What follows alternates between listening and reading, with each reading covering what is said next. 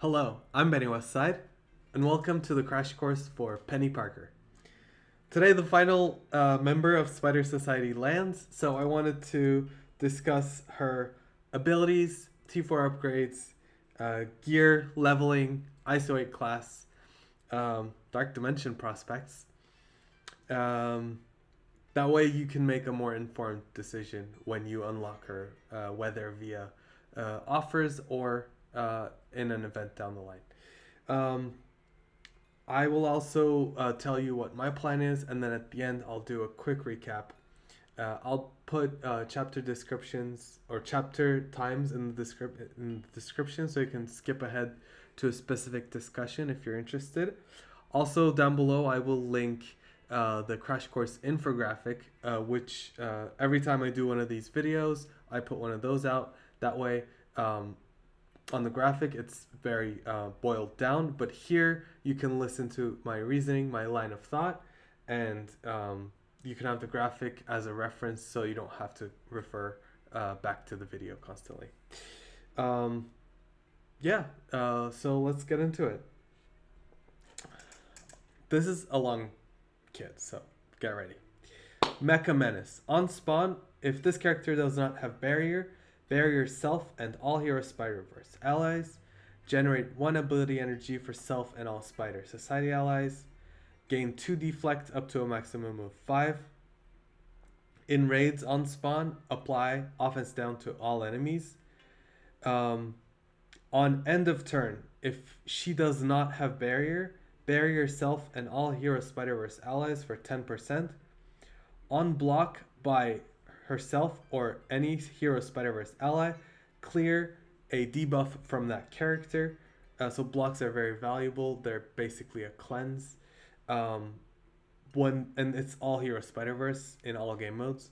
When this character or a Spider Society ally gains disrupted, clear a random negative effect from self and all Spider Society allies.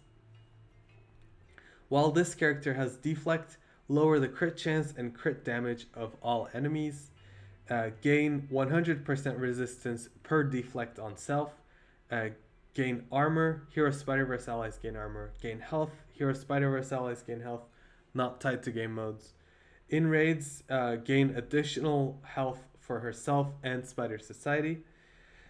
And then the T4 upgrade gives on spawn in raids, generate additional energy for self and Spider Society allies. This is very nice.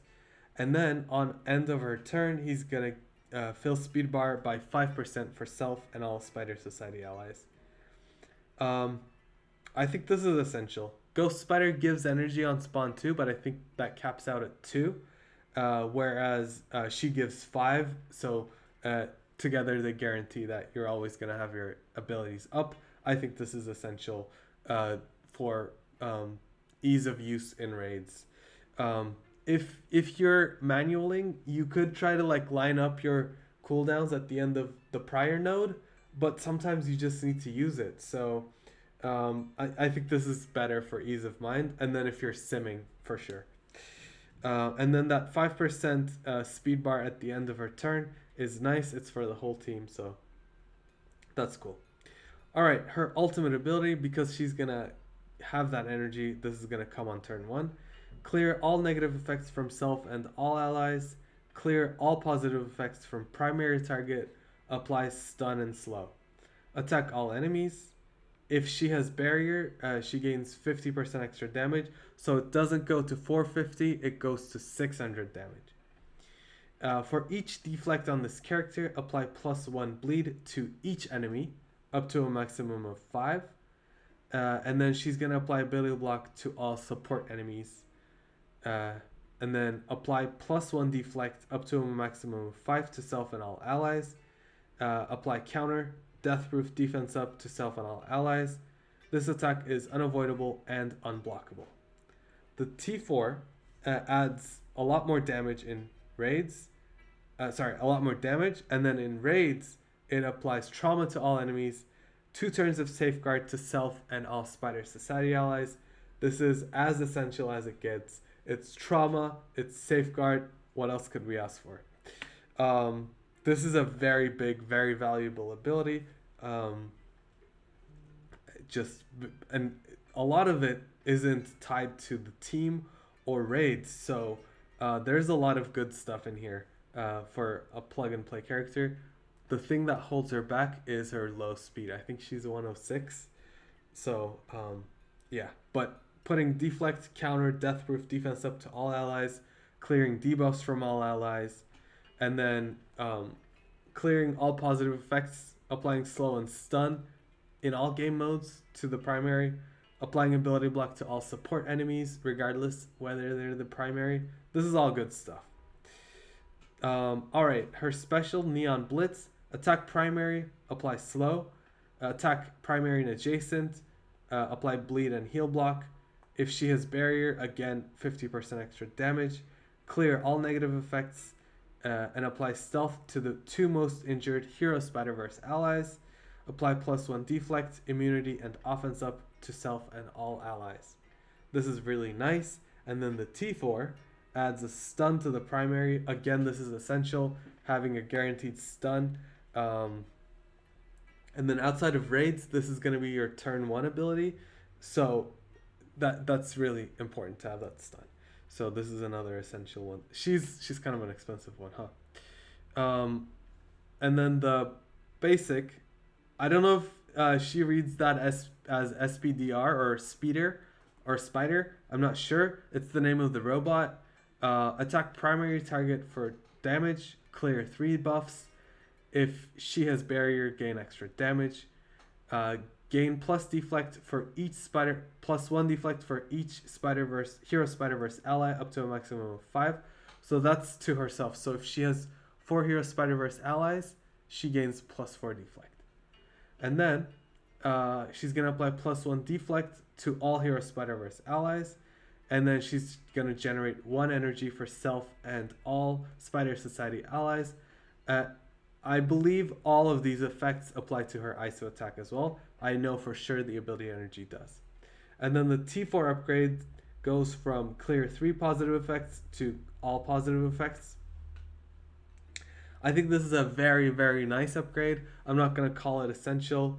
That's a little too much. But clearing 3 is good. Clearing all is great.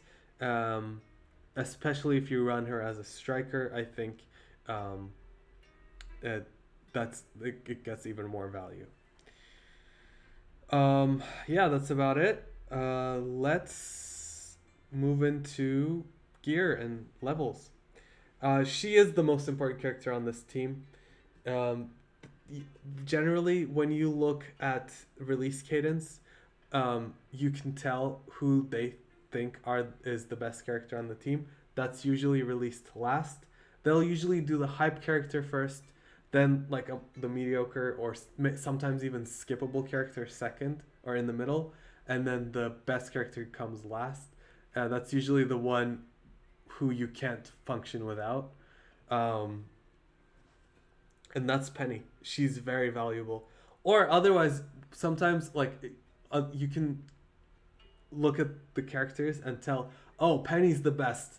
For sure she's gonna release last. That's, you can like gauge the release cadence from the kits, or if you're not sure about the kits, if you look at the release cadence, then you can tell which one they think is the best. Anyway, that was a very unnecessary tangent, but all right. Peni Parker, she is the best character on the team.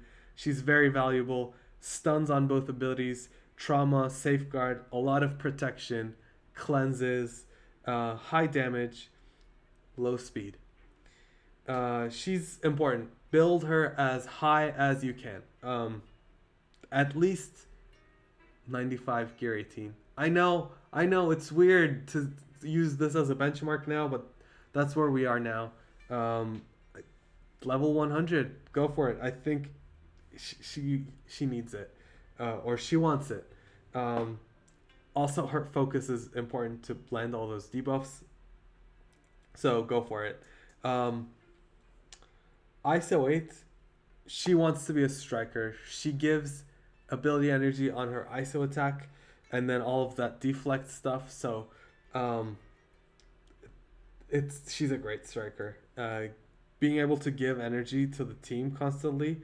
This is their main only way of gaining energy after spawn. So her being striker is really valuable. Um, with Gwenem in Hive Mind, I had said her stuns aren't as important as the energy that she gives, but I came to realize that yes, I wish I could do the energy, but the stuns are sometimes really important to be able to control waves or control important characters. So it's still I'm having to run her as a skirmisher at 5-5. Once she is 6-6, I will go back to striker, which is the ideal case for her. I think maybe with Penny that might be the case as well. Um, that's unfortunate. It's just how resistance is in these raids. It's not good. Um, Test it out. If you feel like you're suffering because you don't get to land those stuns, um, you might have to run her as skirmisher. Um, Ideally striker. And then the way her kit is, you must have noticed. So at the end of a turn, if she doesn't have barrier, she'll barrier the whole team. So that's her protection. Not the only protection, but that's part of her protection. As a striker, you get to do this. You could run, if she's solo, you could run her as a fortifier. That way, on turn, she's always going to have barrier, right? And that multiplies her damage by 1.5 because all of her abilities, if she has barrier, she gains 50% extra damage. So she can become more of a bruiser character if you run her as a fortifier as opposed to a striker. That's very counterintuitive, isn't it? But on the team as a striker, she acts as a protector, puts that barrier for the team, and then also the energy and the deflects. But as a solo character, as a fortifier, she does more damage. So it's an interesting caveat. I like that they did that. That's cool. I think on the team, you don't run her as a fortifier. You want her as a striker, both for the energy, but to be able to put out a team-wide barrier as opposed to just on herself. That's the ISO discussion. Looking at her Dark Dimension prospects, I think she's a good choice. As a solo character with low stars, maybe not. But if you bring like two other Spider Society characters, I think she'll do really well. The team has a lot of synergy and is very resilient. I actually tried the 5-piece in Dark Dimension 6 in the test server, and they were slow. They didn't do all that much damage, but they didn't die at all. They were very resilient. So doing like 3 of them, 4 of them with a Ghost Rider Robbie, or 3 with Robbie and Vulture or something like that, I think are good options. The more you bring, the better they'll be together. We've seen this with raid teams in Dark Dimension in the past. Pegasus and Global or Rebirth in Global, it's happened. The more of them you clump together, the more their synergies protect them. Extreme and Global is a great parallel. So I think it's great that they take skill early on. So that's a good option. Talking about what my plans are for Penny, I'm probably not going to buy her. I don't think so. I could be tempted, but I don't think so. I will unlock her naturally. I might core a couple orbs depending on how my cores shake out at the throughout, the window her orbs are available. Because she's really valuable, but I will unlock her. I will take her to gear 18 level 95 ASAP, and level 100 probably soon as well.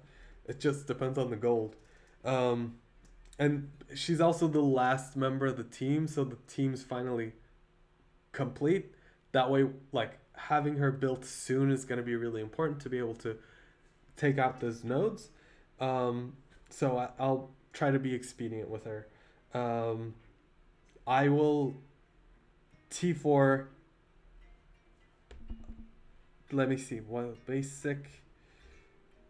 Yeah, I will T4 all of the abilities. I think they're all very valuable. Um, the essential ones, obviously, but the basic, I think, as well. And then I'll 3 stars. I'll see if it looks like I need that stun to land and the trauma. I might have to resort to skirmisher, but I will run her as striker. And then once I have her at 5, probably 6 stars, for sure striker. I'll just have to test. Um, and then I am very strongly considering taking her to Dark Dimension 7. I think her, Peter B, and Pavitra, I'm for sure taking. Robbie Reyes, I'm for sure taking. The 5th spot, I'm between Ghost Spider and 2099, so we'll see. But yeah, and when I say for sure taking, plans change all the time. A couple weeks ago, I didn't think I was gonna take any of these. I didn't know about these characters. I thought I was gonna take Superior 6. So plans change. Maybe by the time I get to City, we get like insanely good City characters. I don't know. We'll see. For now, she's on my planner. Yeah. What do you think? Are you considering taking any Spider Society to Dark Dimension? I think being resilient and being synergistic together and taking skill is a very good reason or very good plus in their column, let's say. So I'm excited about it, but I could revert back to Sinister Six. I don't know. I'm volatile myself. All right, let's do our recap. She's gonna be expensive. Her special, ultimate, passive, all essential. Probably I would start with the ultimate, but the passive is really big. So the special is really important. All of those are essential abilities. The basic is very nice, but not essential. ISO 8, ideally striker. Test it out. If you really feel like you need the stuns and the trauma, you might have to run skirmisher until she's bigger. Gear wise, level wise, as much as you can. No cap on that. Go as far as you can. Yeah, for some characters, I'll say you don't need to take them over 90 or something. But yeah, there's no cap for her. She's gonna make use of all the stats. Her speed is unfortunate, but she gets speed ups. There's speed bar a little bit on the team, so she'll be okay. And she's a good protector. I think that's it, right? Yes. Dark Dimension, she's a good consideration if you bring her with the team. Solo, I'm not sure. Maybe. She might end up being more like... She's for sure better than Iron Fist World War II. But because she's slow, she might kind of feel like that.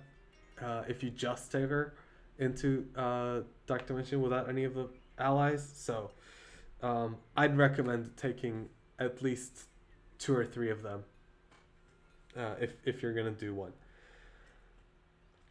That's about it.